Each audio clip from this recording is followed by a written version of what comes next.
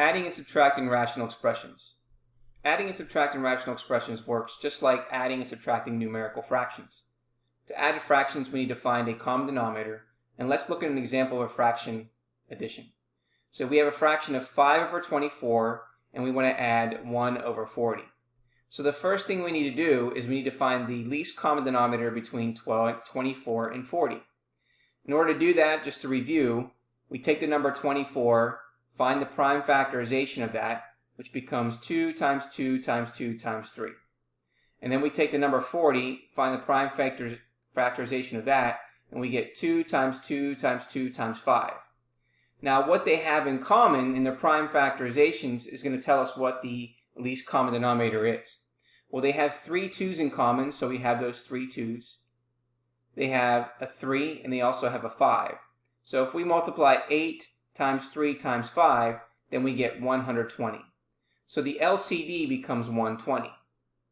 So we're going to rewrite fractions to have a denominator of 120. And then we're going to ask ourselves, what do we need to multiply by 24 to get 120? Well, if you notice here, we need to multiply it by 5,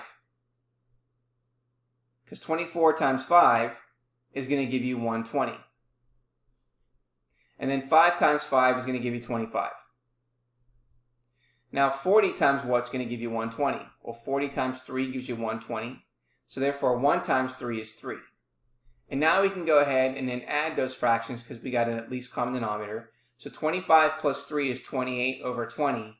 But then we can simplify that single fraction to be 7 over 30. Now, given two rational expressions, we want to be able to add or subtract them. We want to factor the numerator and the denominator. We want to find the LCD of the expressions. We want to multiply the expressions by a form of 1 that changes the denominators to the LCD, add or subtract numerators, and then simplify. So in example number 4, we're adding rational expressions. We want to add the rational expressions 5 over x plus 6 over y. So the first step of what we need to do is find the least common denominator of these two fractions. Well, we have a denominator of x and a denominator of y, so therefore the LCD is going to be xy.